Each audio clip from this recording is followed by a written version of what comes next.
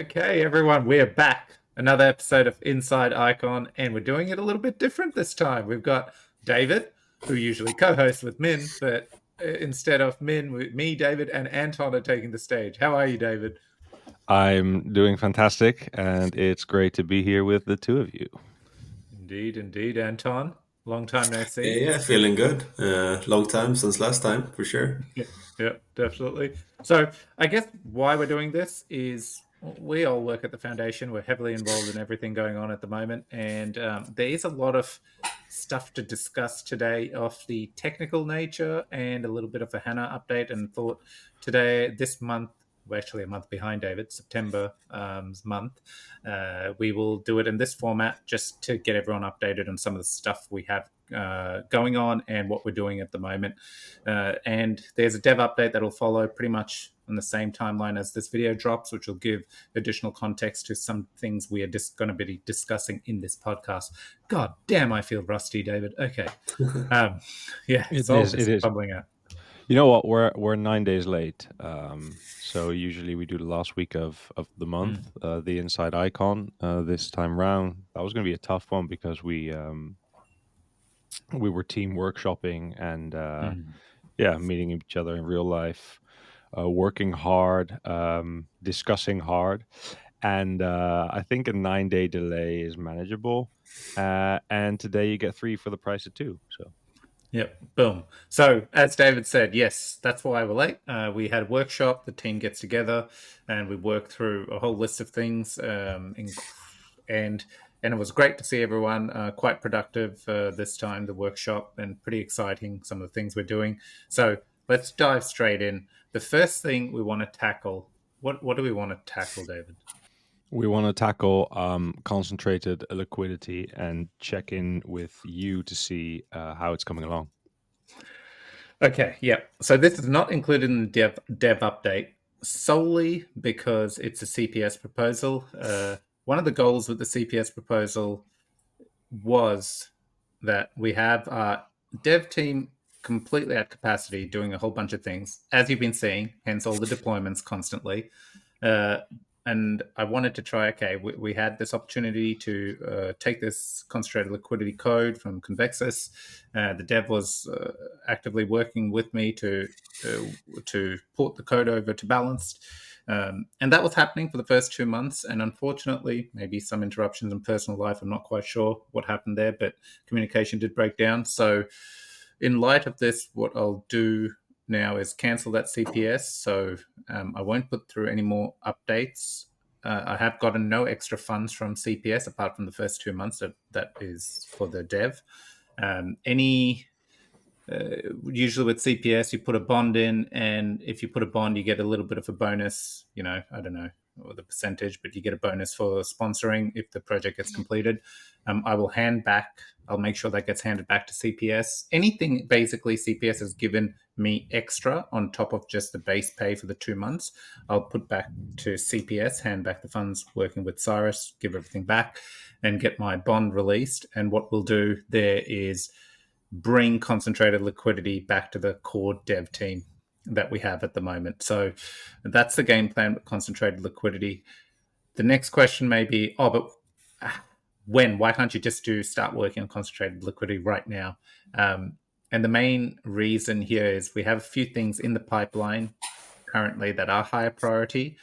Concentrated liquidity was meant to happen at the same time. I actually don't believe pausing any pieces of work that we have in flight at the moment is better or serves us better and taking on concentrated liquidity. What I'm trying to say is what we're building at the moment, I feel is more important than pausing it and getting concentrated liquidity done. And that's what also we're going to talk about today. So that's the story on concentrated liquidity. Is there any follow-up questions, David, you want to ask, since you're hearing it for the first time and you can quiz me?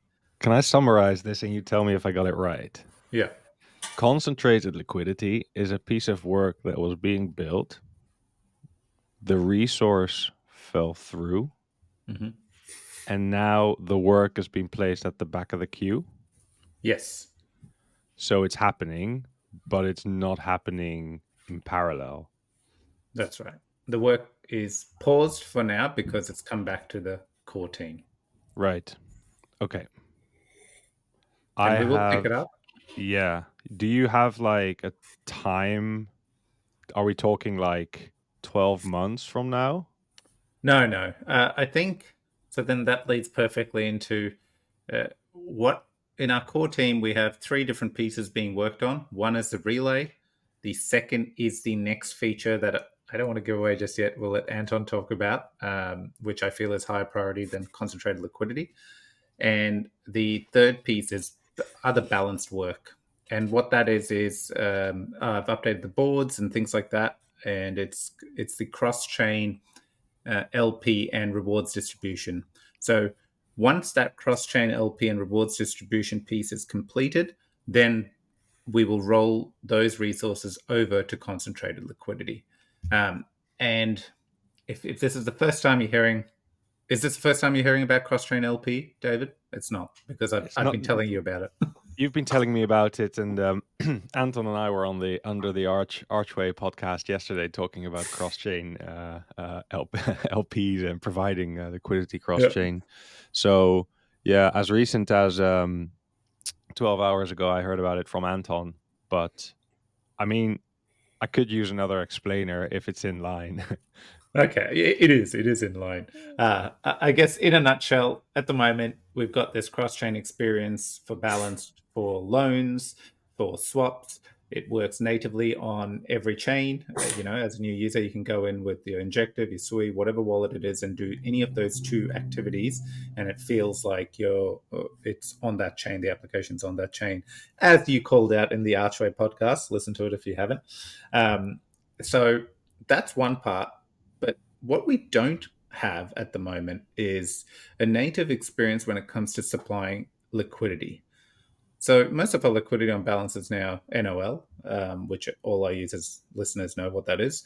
But if we were to example, the Hava pool got bribed, right? For a user to go and supply liquidity to the Hava pool, which is showing, 100 to 300% APR, they would need to fund an ICON wallet, transfer the Hava tokens to the ICON wallet, and then add it into the liquidity. Now, this is a big task to tell a user, hey, use this DApp cross chain. But if you want to supply liquidity, you need the ICON wallet and you need to do this process. It's a very jarring step. So one of the pieces of work that Anton, who's there, right there, hi Anton, put together was wrote up and did a discovery piece on and mapped out how to work is how do we build this functionality so that the user can do it natively, their wallet, their chain, supply liquidity for those assets chains, and it feels just like they would taking a loan or making a swap. So when we say cross-chain liquidity, that is the component that is being built out at the moment. And I've in the dev update, I've kind of covered this and talked it through in three phases. So we'll do the native LPing experience.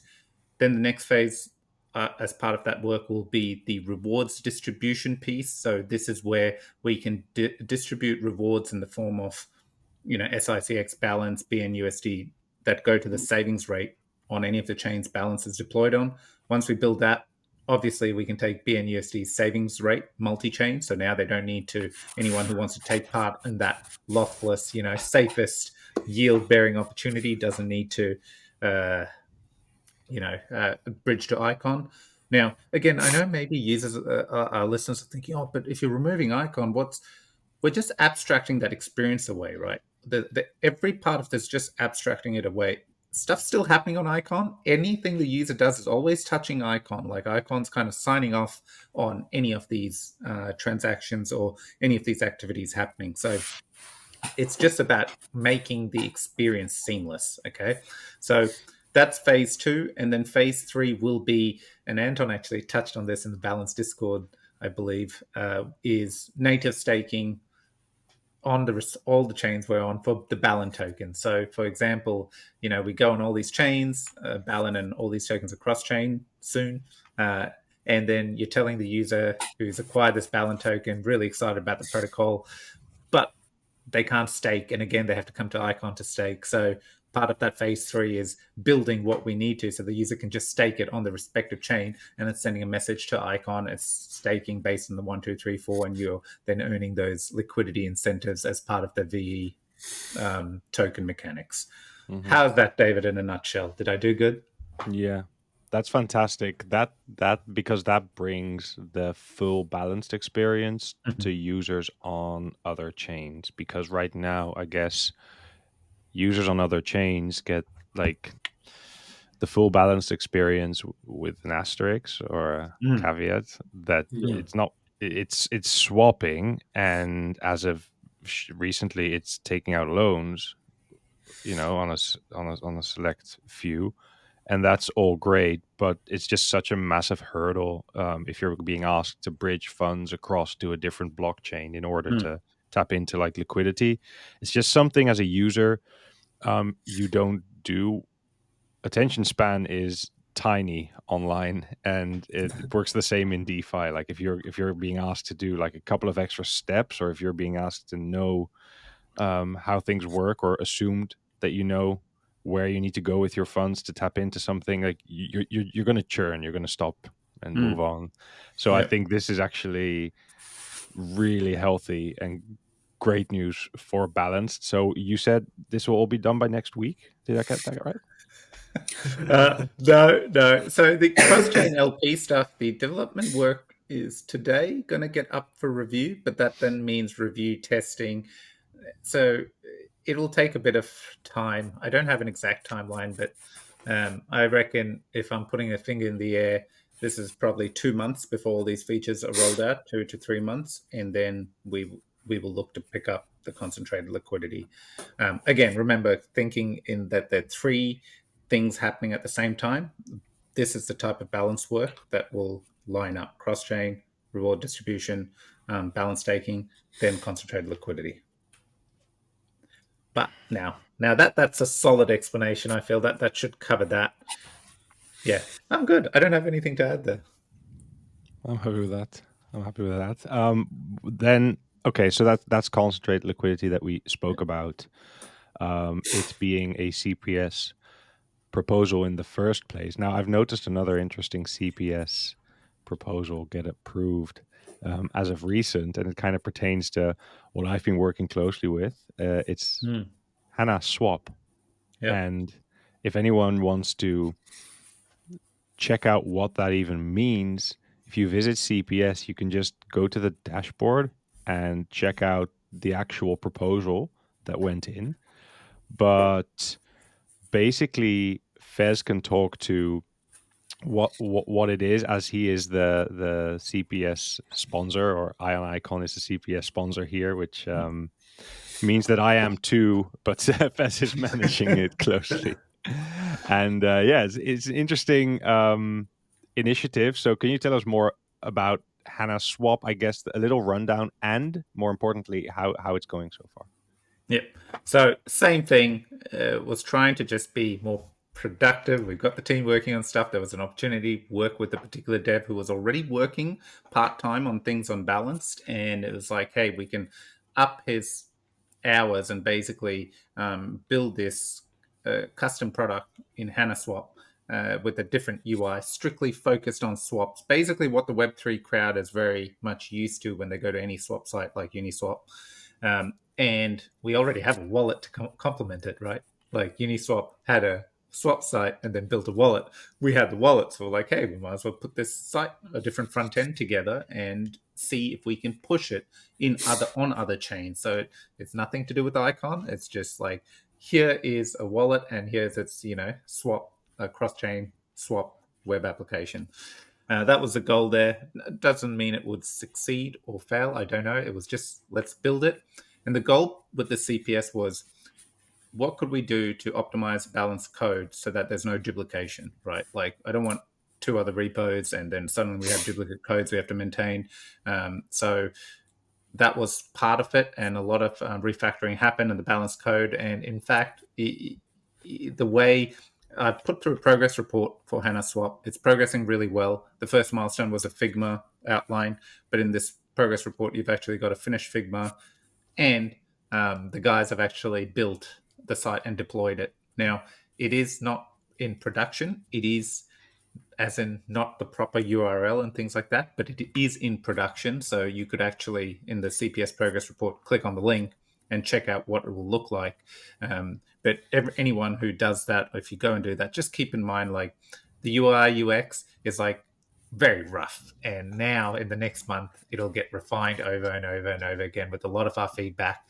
But I just wanted to show progress of here's a successful delivery of CPS, and yeah, the concentrated liquidity as you know, unfortunate, it's taken a toll on all of us because you know, we're quite excited to have seen that get done in the 3-month time frame. But yeah, here's HanaSwap, it's done, and by the end of October, hopefully everything should be live version 1 on its site the way we want it. All using, like, in fact, if you use the link right now, when you connect, you go to sign into the wallet, you'll actually notice the balance module pop up because that hasn't been, you know, tweaked to show the Hana UI. But yeah, it's literally running off the same code base. So pretty cool to see. Yeah, it's a call it a reskin of balance. It's if you lift up the hood, it's balanced underneath. It's balanced smart contracts. It is fees going towards the ICX burn. But if you close the hood, you're seeing a very recognizable, I say, Uniswap-like swap environment, but with all the features that Balance would offer. So you can connect multiple wallets, you can swap cross-chain, across routes that you wouldn't otherwise find. Everyone knows, like, the integrations that we've done that are in the pipeline. There's 2 other elements in the CPS proposal. It starts with swapping, but it doesn't stop there, right? Yeah, you're right. I forgot about, so phase 2 and phase 3. I just talked about the other phases. So with phase 2 and phase 3, the goals are limit orders. So, you know, like a traditional exchange style where you can place an order. And the phase 3 is I haven't thought about it in a while, so I'm a bit rusty. Phase 3 is, what is it? DCA, so dollar cost average, where you can just set up a DCA like $25 a fortnight or whatever you want to on an asset, and it just automatically happens. Basically, it's modeled around Jupyter Swap, right? It's like, here's an experience. Let's create this with balance infrastructure, but strictly from a swapping perspective.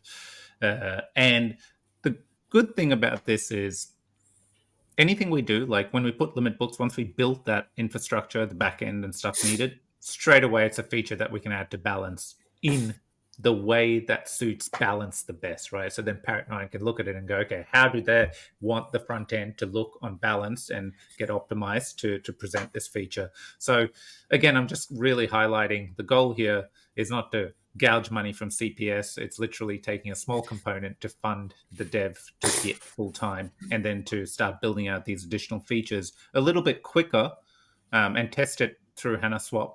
You know, we can be a bit rough and dirty with HanaSwap, I feel, initially, and push a lot quicker.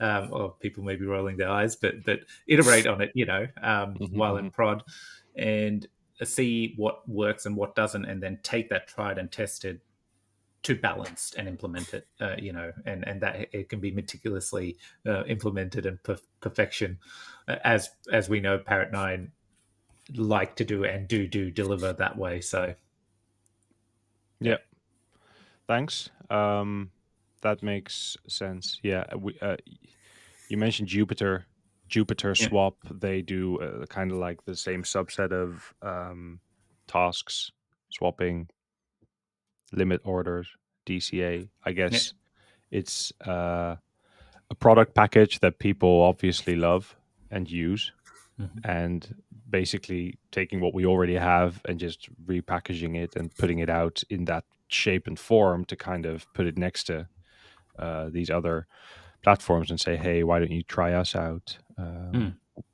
You could argue, why not indeed? Because if the marginal cost of adding HanaSwap, it's tiny compared to if you were to have to launch a whole new platform, write all your smart contracts, do all your cross-chain integrations. Like we've done all that, and we're just leveraging it here on a side quest, which could be work out really well. I'm looking forward to it for obvious reasons, because So I'm into Hana and and you're going to give us going to actually drill you for a solid update on Hana, because you've been holding the fort there and getting heavily involved with Hana. So keen to yeah, hear a bit about that. But we do have Anton sitting here listening so patiently to all the stuff he already knows enough about, and I think this is a perfect lead-in, right? Like, we're doing these things. We've got balance. We've got this kick-ass application. We're pulling out Hana. We're trying to follow a playbook that someone else has followed. But the issue is, well, but how do we actually get people using it? Like, people are going to come and use, but if they're not getting good rates, and to get good rates, you need a lot of liquidity. And for liquidity to be efficient, concentrated liquidity is where it's at, and we don't have concentrated liquidity. These questions just keep piling, and I lose sleep at night, David. I lose sleep at night. So. And this is kind of why concentrated liquidity is not getting the highest priority, because a month or two ago, was it, Anton? A month ago, I guess, two A month maybe. ago? I don't Yeah, remember. yeah. We got on a call, and both of us are banging heads and going, what can we do? And got everyone involved and got talking. And the next topic is what we're going to cover, right? This, if you've been following closely in the crypto industry, this is not news. Like, there are protocols out there that have implemented what is known as intents. Something like Cow Protocol uses intents for their swaps. So you still think of using Uniswap. Uniswap actually uses Uniswap X. You can trade between pairs, and you'll notice if you sign a one-time transaction after that, you don't have to pay gas, and it uses, like, you don't have to pay gas if you're swapping the same pair, and you get a really efficient trade. So gasless trade, and it's almost instant. And there's a few other protocols that are doing it, right? And we got thinking, hey, let's investigate. And by we, I mean Anton got in there, digging around, seeing what protocols have done and what this intense base trading is. So I think what we'll do, Anton, is I want you to talk through. Let's break down what intent-based trading is, and then we can reference how to work for balance and why it's very important. Why we've deemed this super important, and we're in a unique position thanks to the NOL. But let's start with the basics. Yeah, I Intent. do want to touch on also, like as you mentioned, that this was concentrated liquidity, and we need liquidity unbalanced. Yep. It's the thing, we have been scaling very fast, launching new chains, new pairs, and then on these chains there are more pairs. There Mm, is no way, even with concentrated liquidity, that we can get enough liquidity mm. in the It's a good current point. markets. Yep. And that has been, but that was, I guess, the main starter of the conversation as well. Like, there is no Mm. way we can keep up with getting liquidity in this many pairs and this many chains as we're launching on, Yeah, which is a because problem. and the cost to ratio, right? Like, and I don't mean to sidetrack here, but Scott did No. school me on this with Avalanche. We've seen doing a lot of boosting activities in terms of LPing and stuff. But if you actually do the math, there's a huge expense involved in per pair. So, like, if Yeah, you're doing it, just to like attract that liquidity, it's a large expense. And I mean, you have to look at, can you retain it post the boosting activities is the core question. Anyway, side yeah, rant yeah. over. Back to you. Good call out. Okay. Yeah, but that's very very important thing to know. And like, liquidity is tough, and liquidity is tough to have be profitable. Mm. Anyway, so back to intents then. So then, how So do intents help? What are intents?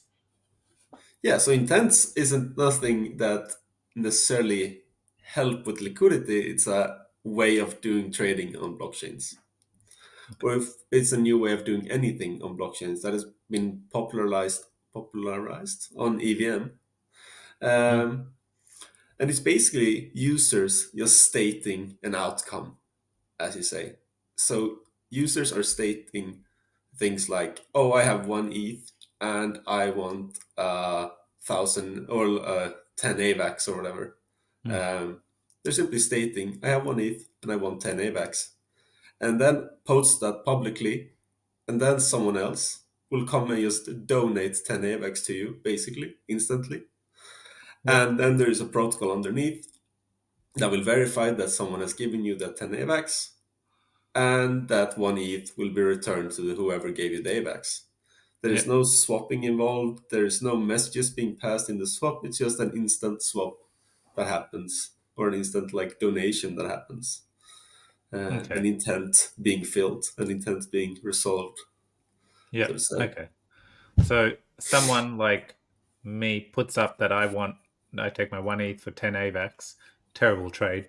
But in this, imagine it was just the right amount of trade. I put it up, and as soon as I put it up, my order gets filled, and the intent is fulfilled. So that's the intent to trade, and the intent is fulfilled. David, do you want to ask any clarifying questions here, or should I still keep prodding? I want to touch off of you making that terrible trade. I'm assuming that in this intent system, the user, me, gets a bit of help in determining what price he asks, because I would make mistakes. How does that happens? Yes, I think to keep it simple, just as you would go to balanced right now, you'd put, and why I say it's a terrible trade is because 1 ETH should give you many, many more AVAX, right? I'm not dissing any pair here. Oh God, I've got to be careful what we say now, David. So you go to balance, you do one swap, it'll tell you the market rate of, that 1 ETH giving you. So just in the case of intents, you can customize it, but to keep things simple, I intend to swap 1 ETH for 10 AVAX. And assuming that's just the market rate. And as Anton said, intent is intent is filled almost instantly, and the trade is done. So that's an intent-based trade. Yeah. And just to clarify on this, just from a UI perspective, it would look exactly the same, right? For a user, this happens in the background. The only thing the user would notice is that it could potentially be filled a lot quicker. Yeah. Okay. So then that's intents. Now, the next thing as part of this, because, something is happening, the user's getting the funds, someone's doing something in the middle, right? So let's talk about who is the middle person. What is the middle entity? So I'll start it off that the entity in the middle is what's known as solvers. So, Anton, what are solvers and what's their role? So solvers are the one who does the donation, as I mentioned in the other round. So how the flow usually looks is that the front end will perhaps query a few different solvers or like a main solver and get a price quote to say how much AVAX I'm supposed to get for 1 ETH or how much AVAX they're willing to give for 1 ETH. Then there are solvers can do anything, but in a simple way. A solver could, for example, when you swap this ETH for AVAX, it will give away its AVAX and get back ETH, which means that its funds has moved and generally will try to go to a bunch of different markets to try and rebalance that trade in the most optimized way possible. Okay. So basically, it's trying to split the trade and optimize the trade as much as possible to give the best price to a user. So it is the one that is doing the trading and the user are just getting the results. Okay, so it is the one taking on that risk, as you explained. The intent is there, the user then receives it, but the solver is the one that's ended up letting go of the AVAX. The user has it, and now it has some more ETH. And as you said, the goal of the solver is to keep balanced books of whatever assets it has. So this is where you mentioned that then the solver will go around finding the optimal route to sell that ETH into AVAX, ideally trying to make a profit, so the solver has made a profit in that trade. Okay, so I think the only thing I want to compare here, in this entire flow, if we just move it to our current infrastructure, you as a user go to swap unbalanced, swap 1 ETH, it'll tell you the market rate for the AVAX token. The solver is actually a liquidity pool, right? It's this LP that basically the LP is just doing the swap. It's predefined exactly the rate, 0.3% per trade. That's how it works. Slippage, then it has to take in all these other aspects, but that's how the trade is being facilitated. And with intents, it's same experience. user market rate. But instead of going to the LP, it's going to the solver. The solver does not need to stick to LP rules in terms of 0.3% fees or things like that, right, Anton? Like the solver can No, be highly whatever. customizable. Yeah. Yeah. What about how does it improve? Why does it improve the experience here? Like, what makes this a better experience? Um, Mostly because users never take on any risk. I think that is the main thing. Like if you Okay. do a trade on balance, for example, your tokens will be locked up first. They will be sent into a liquidity pool where they will be swapped, and then they will be given to you. There's a bunch of delay, a bunch of things happen, a bunch of things that goes wrong. But in an intent based, you just create an intent. There's funds are still yours. Hmm. You create your intent, but the first thing that happens is that you get your result. That's the first step of the trade, which means like your funds are never going through any complex logic that can go wrong. Like there's only one step for the user, and that is the trade getting filled. And Hmm. then the complexity goes back on the solver again. So the solver is going to wait for the balanced relay or the icons cross-chain infrastructure to pass messages back to say that an order is filled and release funds, etc. That is all on the solver, and the user just get instant swaps at a fixed rate, So, so is the basically. solver that's solid? Love it. Is the solver more cost efficient? Like, why is solving what does the perks? What perks does a solver give here? Like, is it more cost efficient? Is there more slippage or less slippage? Why is the solver? Yeah, what are the perks It's there? Yeah, definitely. Most importantly, it's less slippage. It can go into other liquidity venues other than balance.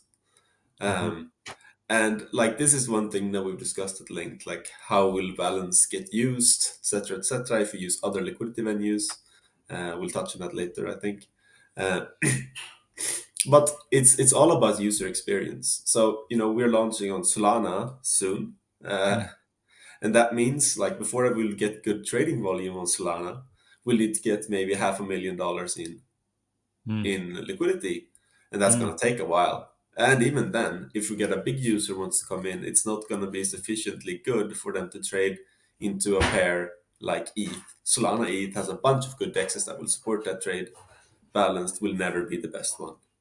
yeah, Um, so the only thing facts. we can offer, yeah. So the only thing we could offer there is like a pretty bad user experience, or a good user experience, but very bad Price, price. price. Yeah, Uh, we want both. We want good price and good user experience, right? yeah. And with intents, we could get a good price and a better user experience. Okay, But okay. yeah, so I think So, so, yeah, so what you touched on there, you can get a good price. Why? Because does it need less liquidity? Like, you mentioned a couple of things, and I want to know why is it a better price? How is it different from an LP? Like, if an LP has $100,000 in it, 50,000 in Solana, 50,000 BNUSD, versus a solver having $100,000 or $50,000 in Solana and $50,000 in ETH. Why is that different to the traditional LP? it's no, it like the solver can run out of funds compared to different LP. When it gets less of Solana tokens, the price changes in the liquidity pool. Yep. But here, it simply just has less Solana after it trades. It gives out a fixed amount, and then Hmm. it uses the result to try and get that amount back, basically. So Yep. then it will go to other liquidity venues. Like, for Yep. example, Binance would be one liquidity venue the solver could go through in order to get its Solana back, and thus Yep. getting a lot better rate than trying to trade that Solana to ETH on balanced. Yep. Okay. So what you're saying is, yeah, the solver doesn't have to abide by the LP rules where it has to have, the equal sided of the pairs.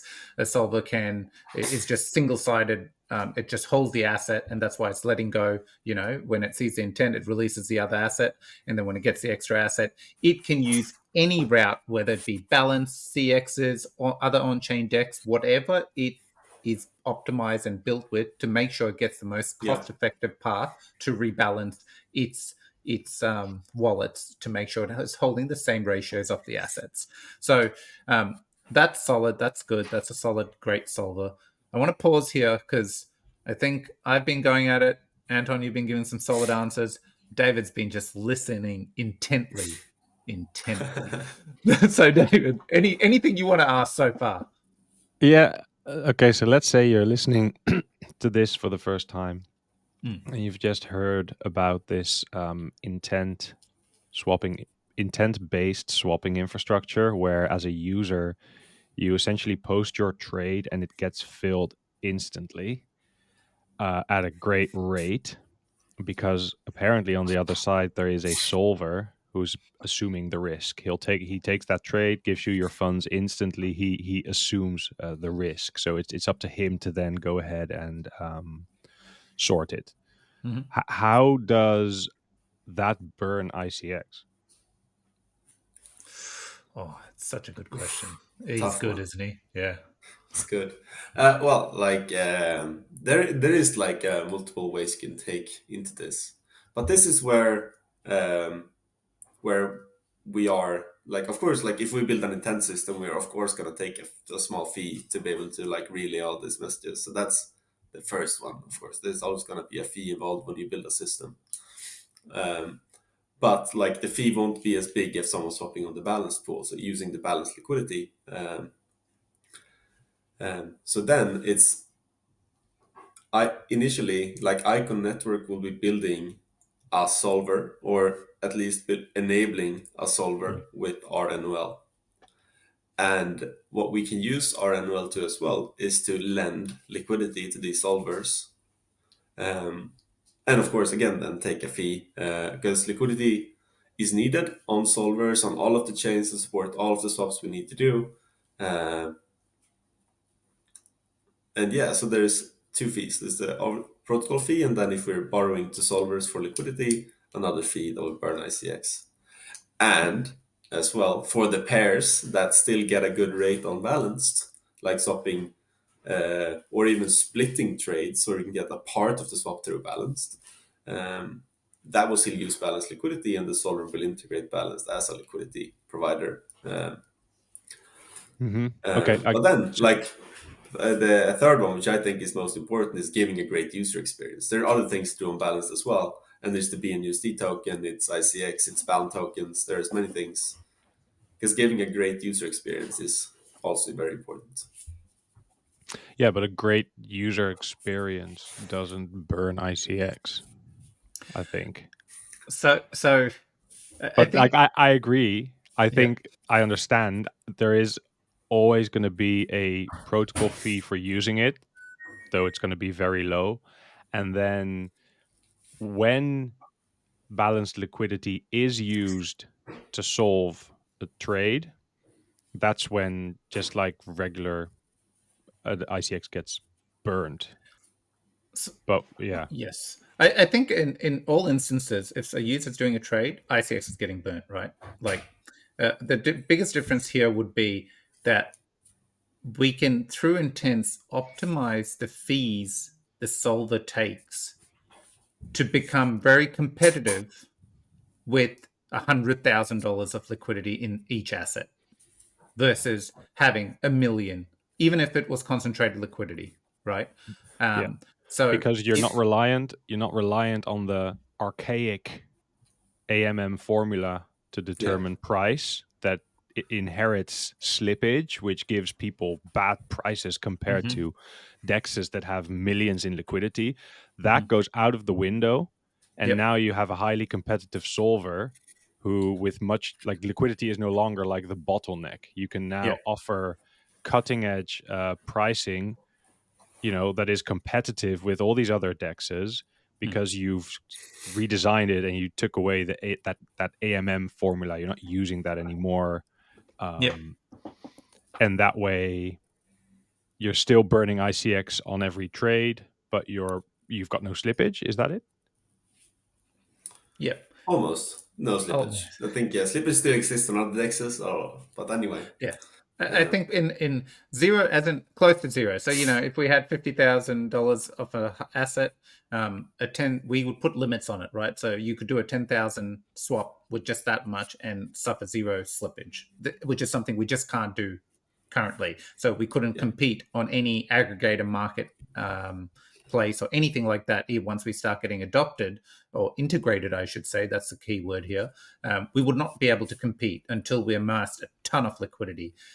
We would compete with our unique feature set, but that's a different story, right? And I think one other great question you've asked and a call out here is like, but why? I guess we keep coming down to the why, right? Like, and I touched on this earlier, that we have been acquiring these assets, NOL, network owned liquidity, for a while now. And we're seeing the perks of it, right? Like, people will argue a few different things, but at the end of the day, now we've got $3.5 million worth of assets, and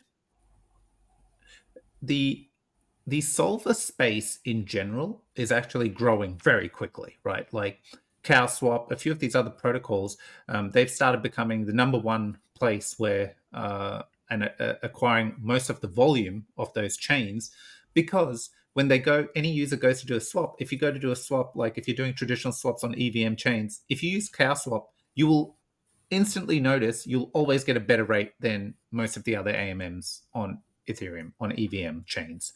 And the reason is because they've kind of integrated this process, and they do batch. They solve this quite technical, and they do batch daily, balancings and things like that, where they're able to optimize the cost for the user. So they'll always win that trade through aggregating services and things like that. So then it comes back to, but how do we compete with them, right? Like the EVM landscape, everyone's quite competitive. Across is another bridging protocol all across EVM space. They actually use intents. And if you use them to bridge across EVMs, you'll notice within 2-3 seconds, your assets are on each of the other chains. So it's like, oh, but again, how do we compete there? And this is kind of where the NOL and everything we've been building kind of comes together, because we haven't been building EVM specific integrations. We've done EVM, we've done IBC, we've done JVM, we've done Move, and now Stellar. And so we've got this real unique cluster of chains that we're integrated to, one, and two, we don't hold user liquidity for most of these chains. Most of these chains are owned, the liquidity is actually owned by the network, which then brings this solver. So, hey, hang on a second. If we have the liquidity, we could spin up a solver that isn't solving EVM-specific trades. It's actually solving these cross-chain trades. But because we have the liquidity, we can optimize it to be more productive. And what I mean by that is like other cross-chain applications could have solvers, but they don't own the liquidity. So their solver would be doing everything Anton described, where it would basically, a user describes its intent, the solver would release and then go and kind of use other dexes to solve it through liquidity, or have to pay an additional fee, etc., etc. So we have a few perks here that we can actually, thanks to owning our liquidity, optimize our fee structure so that we can start winning these trades when we start getting integrated into aggregators and things like that. But I realize I've just gone on a bit of a rant, so I'll bring it back here. Overall, to your question, because we have an NOL, we can make use of it more efficiently and start being a decent player on the stage with the amount of liquidity we have currently with the current set of assets. And when we do a new asset, the second we've acquired 10, 20,000, we can start doing 10 to 5 to $8,000 trades, which is something we just couldn't do with the AMM, the traditional AMM structure. At competitive rates. At competitive rates, yes. So, okay, 2 more questions. What does this mean for ecosystem tokens? Because right now, Balanced has these big liquidity pools, and we offer, like, on the Archway Spaces yesterday, we were asked, like, how much steps does it take to leverage, a bag of Avalanche on one chain and purchase Sui on the other chain. And when you're in Balance, it's literally 3 steps that enable all of that. Like, it's nice. But as soon as you want to go into Sui, I'd say, and buy, the FUD token, or any protocol tokens, Balance doesn't have liquidity pools for that, nor does it have that trading feature. So does that change? I think that's also one of the things that I touched on earlier as well. Like we can't be acquiring liquidity in all of these sub tokens, blah blah blah, in Yeah, every chain. But since most chains have a trading menu for their gas token, like y- SUI is usually yeah, listed against tokens on that chain, the solver can quite easily support any type of ecosystem token because it's easily can be resolved into the SUI token, for example. So that means that as soon as the solver integrates a token, we can list that token on balanced. So if a solver integrates the FUD token, we can list the FUD token, which is quite a neat feature as well. so then if I would swap like one AVAX to FUD, then the swap from AVAX to SUI would dip into the ICON network owned liquidity, and then the swap from SUI to FUD would essentially dip into someone else's liquidity, but nonetheless that the end user has gotten that A to Z experience. Yeah, the user just gets the FUD. The Yeah. user gets the FUD. Because again, like we're holding the primary chain's asset, and when I say that, I mean like TUI, ETH for Ethereum, and AVAX. So what happens there is like as long as the solver has that, then it's just about building the solver's capability to go, hey, if a user says they want, what did you say, AVAX to FUD, Yeah, uh, yeah. the solver takes on that AVAX, and then it actually, just uses the integration that it has with CGIS or Turbo Finance or whatever to facilitate that and give it to the user. So that is one of the cool things about this is we don't have to then suddenly like keep building out various pools of all these different assets. We Yeah, just yeah. we can focus on our strategy, which is constantly keep building out these hard assets, and then uh, we can start integrating other assets in this fashion to be more cost effective. Yeah. I think there was one other thing that I may not have highlighted in my rant, which I should have brought up in, I made mention the EVM space. Solvers are very prominent there, very competitive. But my call out there is it's only in the EVM space, right? Like even across protocols is implemented intense, and there's a whole bunch of solvers. They compete across EVM chains, and solving across various stacks is not necessarily a thing yet. And why isn't it a thing is, well, building, you need to know all the different tech stacks. Your solver, as you heard, it needs to figure out how to rebalance, to make sure it keeps being profitable and having the same assets, and that includes integrations into various chain stacks, etc., which is something like we've done, and we Yeah. have Yeah. the Yeah. so it's like, oh, this is cool. Okay, all this work is kind of very benefiting us taking on this piece of work and building this infrastructure out because we actually have the liquidity to do it ourselves. Cool. Cool. When? Oh, good question. Um, so I've given a really, so what we're doing with the build is Anton has worked through a proof of concept. We talked about, I don't know if you're in the Balance Discord, but Algo Chain mentioned he's a gun arbitrager on the Icon network who was deciding to retire until he put out that post that he's retiring, and actually we've gone and poached him and onboarded him, and he's already helping us build the solver like for the Icon network. Goal is 6 weeks to have a working prototype for the ETH and SUI pair. Now, it may take a little longer. This is me being in a bit of a fairy tale land, telling the team, Yeah, let's I get think this out in 6 also weeks. that might not be on the front end in 6 weeks. It might be working in the background in 6 weeks Yeah, and yeah, yeah. stuff like So, that. so, so the goal is like, let's just do one pair, let's execute, get it out, and then take some learnings and keep iterating on it as we include more pairs for the solver. So yeah, aggressive timeline 6 weeks. I reckon 10 weeks if I'm being safe. Yeah. Unless something bad happens in terms of we just hit a roadblock that takes longer to solve. And just for clarity, this is one route, like one token to one token proof of concept. Yeah. This is not like, let's say. You're right. Yeah. So we've done the proof of concept just to make sure it works. Now we're actually building it properly, but just for the one pair. Yes. But it's being built just to keep it simple in our heads. Like it's being built generalized. And I think like solving one pair isn't that much different than solving all the pairs on SUI and all the pairs on the EVM chain. That's very similar, but like, for ease, for like clarity and a clear goal, definitely one pair is the current initial scope.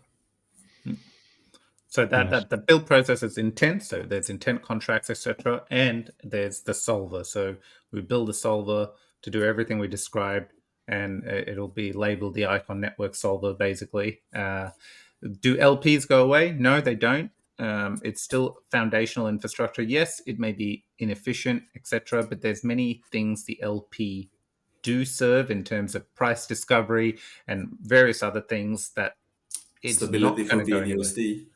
Stability for BNUSD, and many other things. So that's not going anywhere. I just think like we'll keep acquiring it, and we'll use intents, where we basically loan, as Anton said, we loan from the asset manager, wherever it's loaned to the solver, and the trades get settled and the pools are being rebalanced as trading is happening. So yeah, I think that's it. And the key thing here is like with all of this is we do this one pair. We're upgrading our relay at the moment. We've got dual verification, but we're actually taking this a step further and having cluster relay set up. And I don't know if Anton, we should touch on this yet, but I don't want to talk through that. But once all this is done, we will have this pair ready, and we want to ensure we have a balanced SDK that is primarily supporting aggregators, so that we can integrate with a couple of aggregators for this particular swap part. Because what we're interested in trialing is once we have intent set up and we have the solver, everything ready, if we get integrated to an aggregator and a user in the aggregator, and I'm not saying we're integrating into this aggregator, I'm just giving an example like Li-Fi. We aren't integrating with Li-Fi. I am just talking through an example. We integrate, a user goes and picks ETH, and because many users go to that platform, ETH and SUI. Ideally, in everything we've explained, we should win that trade because we can basically optimize the cost that we win it, basically.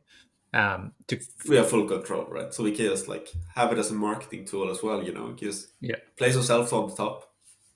Yeah. Why do you have full control? We decide the profit margin in the solver. If we're running a solver, we can decide our profit margin. Because we own the liquidity, we own the solver, and we own the root. Exactly. Yeah.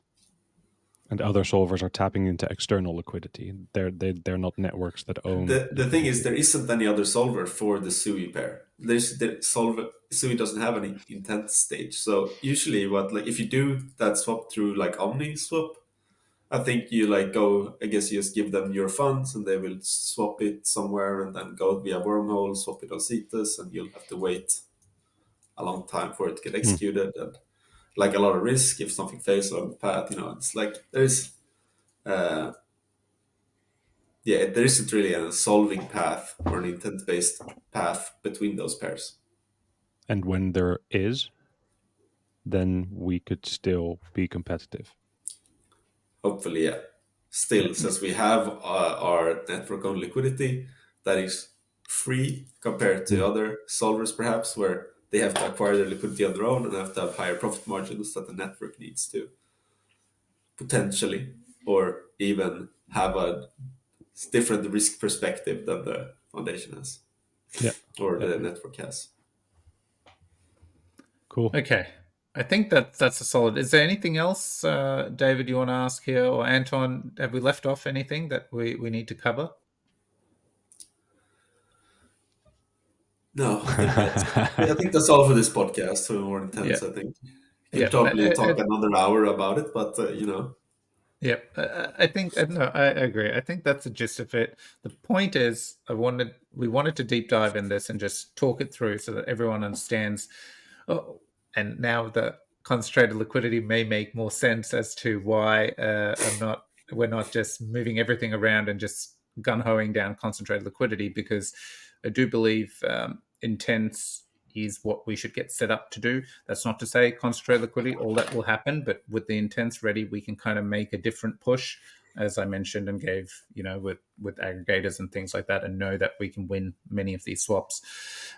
Okay, so that's pretty cool. Now, we've spent a long time talking, but I didn't want to finish today's session without talking to David and picking his brain a little bit about Hana, because I know he's been working with the Hana team very closely. I've been seeing the Hana mobile app getting a ton of refreshments from the UI perspective. We're seeing a lot of new chains getting supported. David, what's going on at Hana? Like, it This is seems you're shipping true. as quick. Yeah. Hana is going through a UI and UX review, where what you're seeing right now is UI updates getting pushed through. There's a big redesign of the Hana app ready, and it's kind of getting pushed in two phases while we're doing a bunch of other stuff, where you're seeing, several like pages and menus get updated week by week. So as you're opening up your Hana app on your phone, you'll notice that updates are changing. You're getting new, I guess, functionalities. What's it called? The notifications updates Oh, was the yes. most recent one, where you can actually check out and see uh, what's been What's done, been done? what yeah, Love it. and what we're doing. Um, what did I want to say about that? Yeah, we're doing like an iterative approach where you know, we get a next build ready with a bunch of updates, both in the back end of Hana and in the front end, and then we push it out. So it takes time from week by week to kind of get it all done. And we're doing a mobile first approach because we want to make the Hana app on the phone the most, I guess, intuitive crypto companion for any user. So these UI updates that are going to be followed by UX updates are meant to abstract away as much of the cross-chain stuff as possible and make the mobile app as usable as possible for anyone, really. So yeah, we're looking to have people download Hana app and instantly be able to understand, how they get assets on ramped, how they purchase any token, with the major difference, of course, between Hana and any centralized exchange app being that it's custodial, or at least semi-custodial, with social logins. So users are always in control of their keys and their assets on chain. So there's no third party that's kind of managing it for you, because that's what you see, of course, when you download apps like Kraken or Robinhood. Mm. Yeah, so that's a big difference. So Hana is a OG in that space. I guess most people would know it, like the OGs would know it as my Icon wallet, formerly, desktop browser extension. And the browser extension is still around, and the browser extension actually benefits from all the updates that get pushed through as well. But because we're doing mobile first, you'll probably see it appear on mobile first. Like the updates for mobile are coming in hot and heavy, whereas the desktop extension has a lower priority in this case. Does that make sense? Yep, makes total sense. So you may have seen, like, if you'd visit hanawallet.io, you'll have noticed that the website has been updated to kind of carry this new look and feel. It's been polished. There's a large support center available now.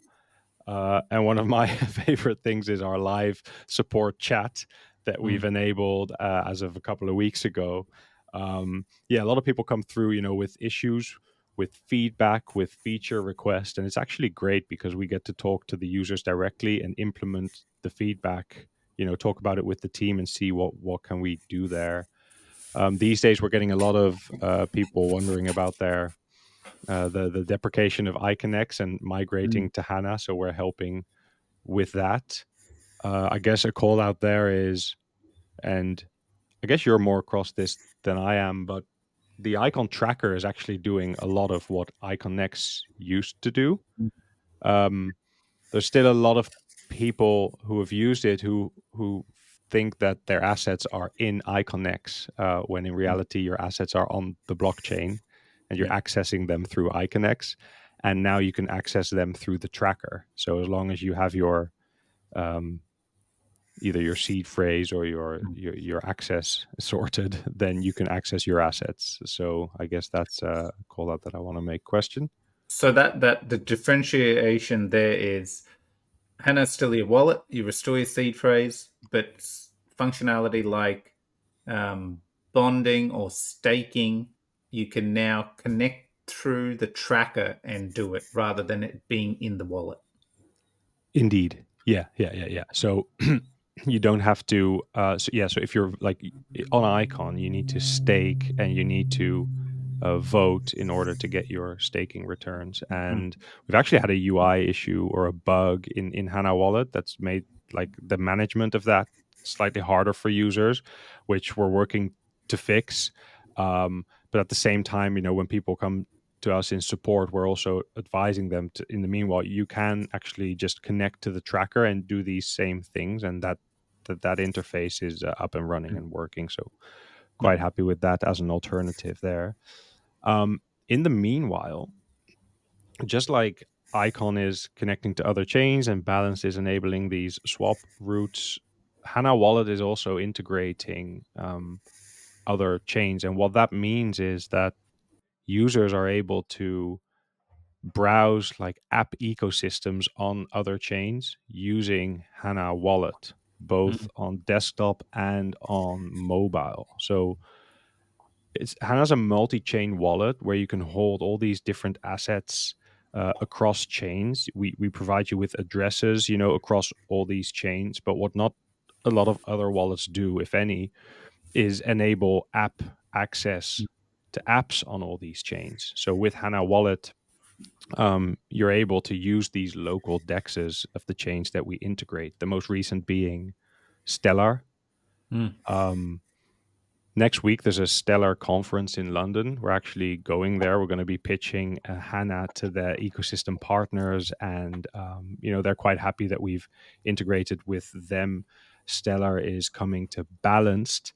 Hana, in turn, is enabling these in-wallet swaps powered by Balanced, which is also going to be great. But what it really means is that when a user wants to go to Stellar, he'll swap his he can in his wallet, he can swap his AVAX to let's say Stellar tokens. And as long as the whole intent system and that backend, all that stuff like that's not there yet, is it?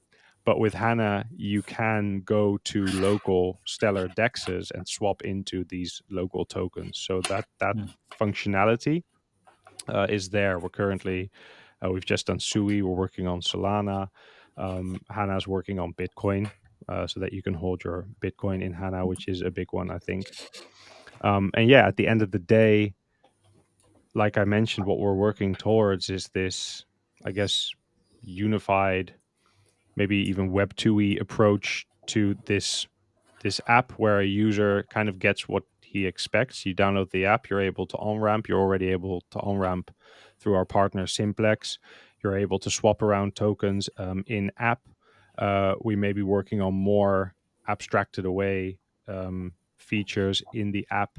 And at the end of the day, and this is an exciting one, we're gonna be launching a pilot. We're still kind of working it out, but what we want to do is enable a debit card functionality in the Hana app where you're able to spend your crypto in store through the debit card. So then we're closing off that user circle of downloading the app, onboarding, swapping around, or using DeFi. You might be tapping into like a savings rate. And at the end of the day, if you want to buy a new pair of sneakers, you go to the store and you use your debit card on your phone, NFC tap. There you go, spending your AVAX for, whatever pair of red sneakers you want to buy that day.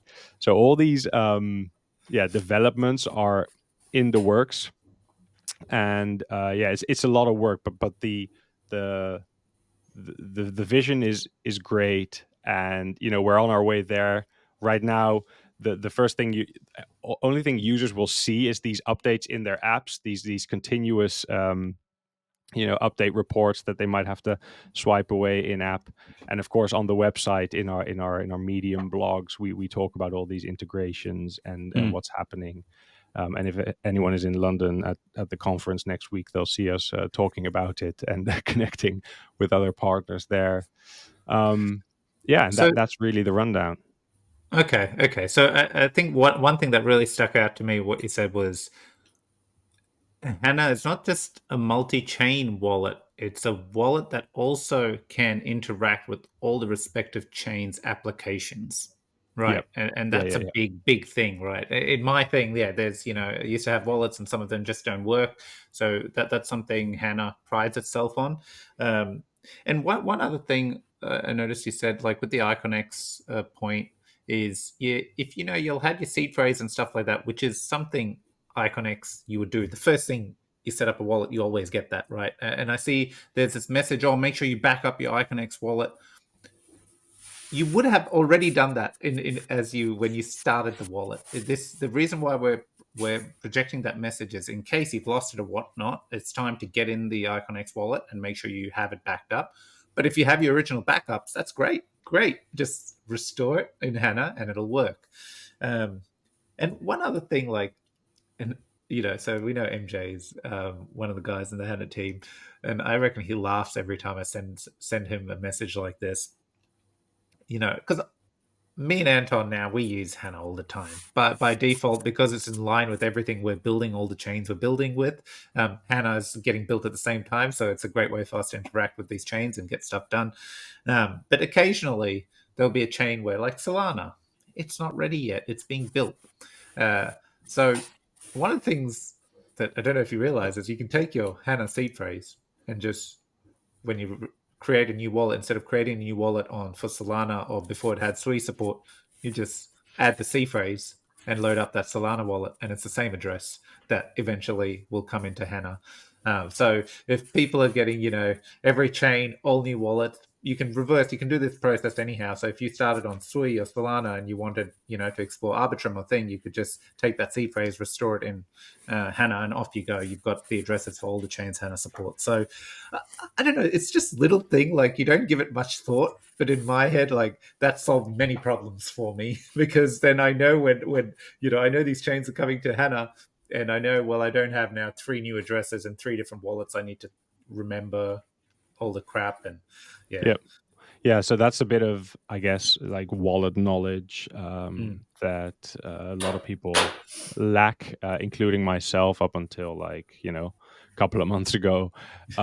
Didn't quite fully grasp or understand how the derivation of wallet addresses actually works. But at the end of the day, your seed phrase is the core, is the origin of any cross-chain address that you generate.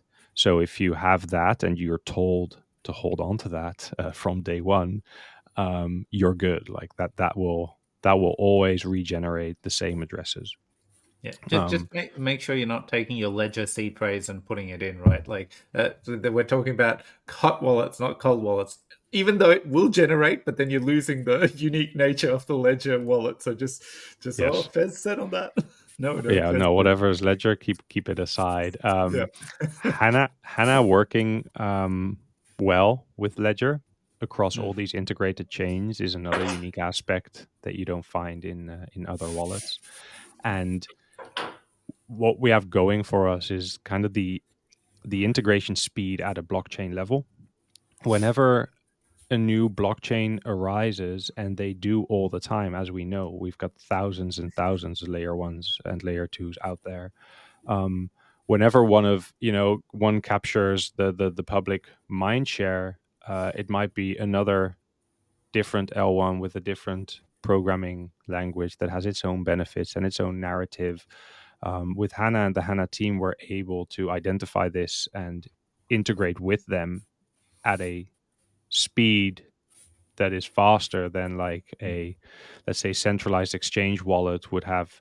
They would have to, every token, every coin, they have to go through like a lengthy integration process, and everyone knows like getting listed is kind of like the holy grail for new projects.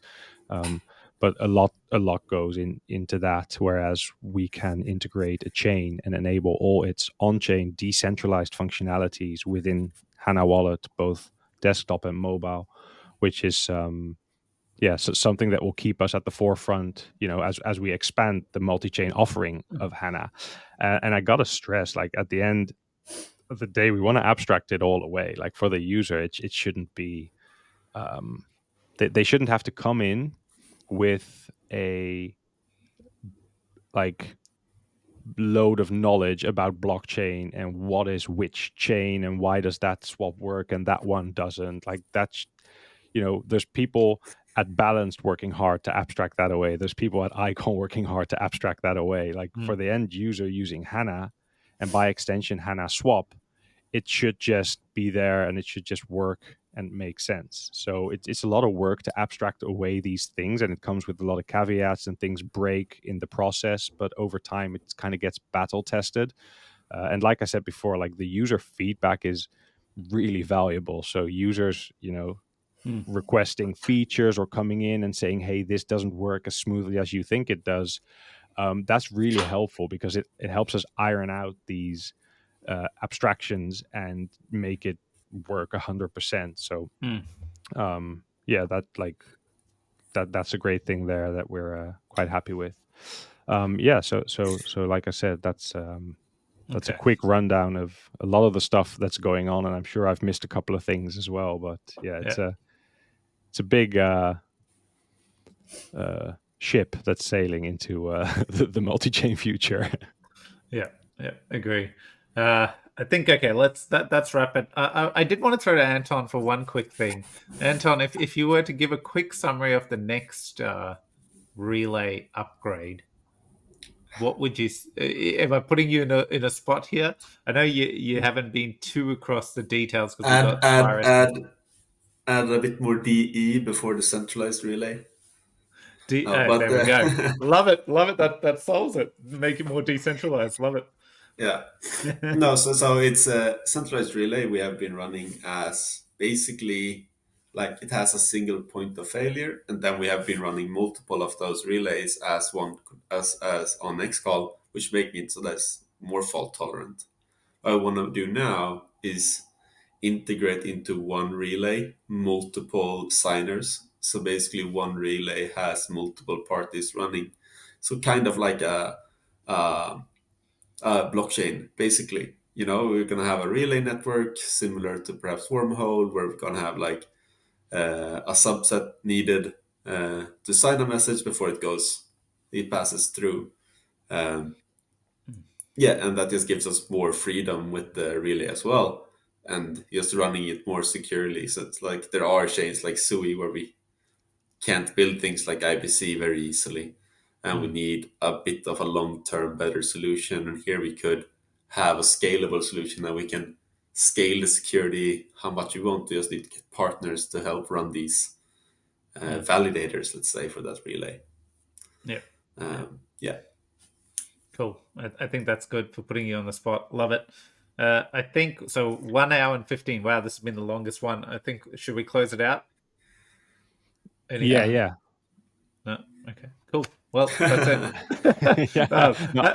I'm looking out for the listener.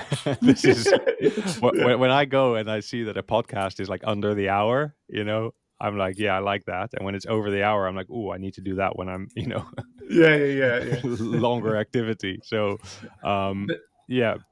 cutting it off before like 1 hour and 16 minutes would be absolutely great. Okay. So we got not financial advice. 3 guys who work at the foundation, wanting to keep our community updated, and that's crucial, right? This is why we've taken so long. A lot's happened.